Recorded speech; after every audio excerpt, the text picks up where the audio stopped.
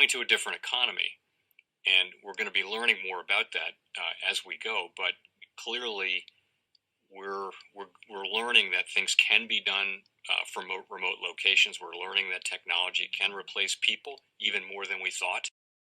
We're not going back to the same economy. We're recovering, but to a different economy, and it'll be one that is more leveraged to technology. And I worry that that is going to make it even more difficult than it was for many workers. In Silicon Valley, and my friends who work in technology know that what we did to the manufacturing workers, we are now going to do to the retail workers, the call center workers, the fast food workers, the truck drivers, and then even bookkeepers, accountants, insurance agents, lawyers, and on through the economy.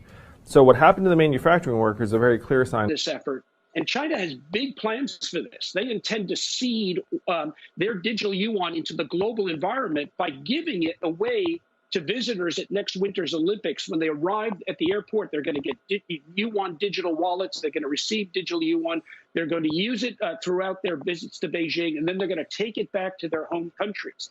They see this as a huge advantage. Why? Because who controls the underlying protocols, who controls the underlying standards of the future of money will control the future of money. You know, to say that Bitcoin bounced off 33,000 or 34,000 a couple of times since the war began, we've seen that happen.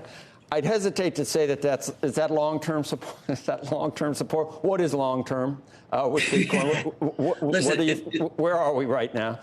You know, early in the year, I thought we would be 30,000, 50,000. But I also thought stocks would be a little softer than they are. And I think, you know, maybe what I got wrong was with all this selling in fixed income, that money's got to go somewhere.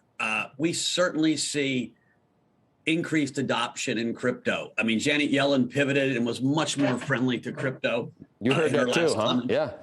Than she'd ever been. That's basically, you know, politicians listening to their constituents and getting to the president. And so there was no magic there. There was, you know, I'm getting calls from senator after senator. Hey, can you help educate? Can you help me figure this out?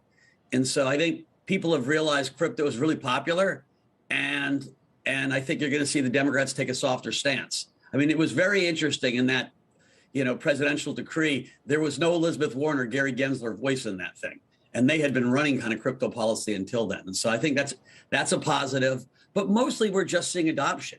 You know, states saying they'll take taxes, countries, participating, sovereign wealth funds getting involved, pension funds getting involved. And so, you know, we're still early in this adoption cycle.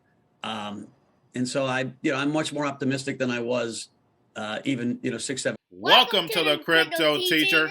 And guys, you know, I come back with that video just to make you think. And we have Mike Novogratz on CNBC speaking on crypto adoption. And yes, are we seeing more use cases? Yes. Do we see more institutions investing in crypto? Yes. But we know the Fed has to start building its fourth industrial revolution, so those trillions and trillions of dollars come into crypto. Remember, crypto means hidden message, hidden meaning. These cryptos are for the robots, algorithms, and drones. These smart cities. And remember, the crypto teacher told you, the sheep are going inside the metaverse, the virtual world. And then also he talks about Gary Gensler. And like he states, Gary Gensler is kicking the can down the road. We know this. We know Gary Gensler and Janet Yellen are the chess pieces for the New World Order. Regulation will come in right along with ISO. We're going to have global regulation when it comes to crypto. Why? Because crypto is global. And once we get that regulation, then we get that pension money and 401k money. Yes, we have a small percentage of pensions that are in crypto now, but nothing like the trillions and trillions of dollars that are sitting on the sideline.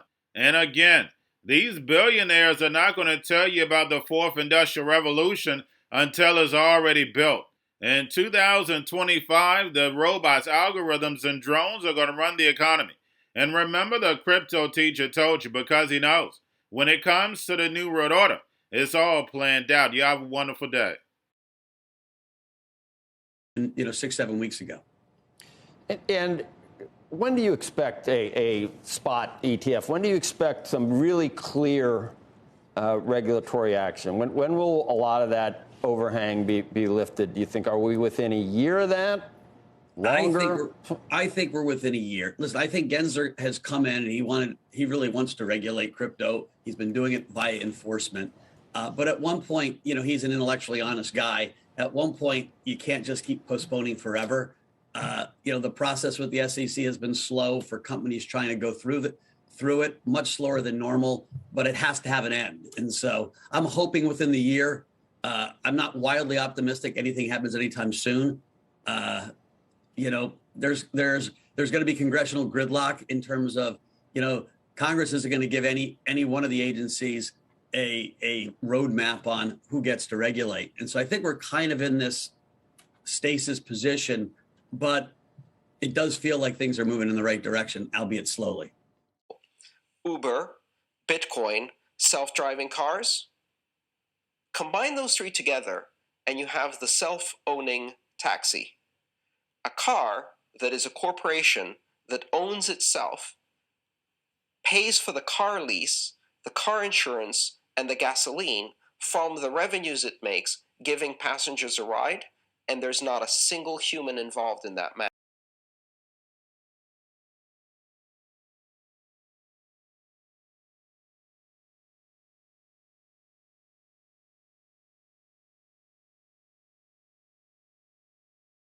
Most powerful person in the world is the storyteller.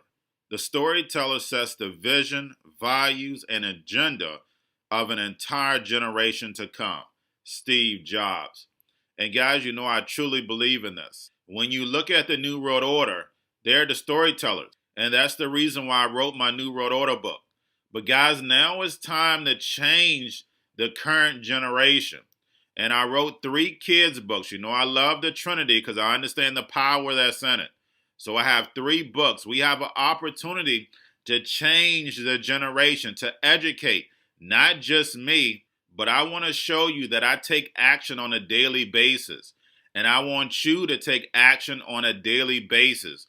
Whether it's your job, whether it's in your community, we have an opportunity right now to educate the masses. I posted this on my Twitter account. Please share, but this is a short clip of the 3 books. There's going to be a clothing line and action figures. Please get these books for your kids, nephews, cousins, friends, so therefore we can start the re-education now.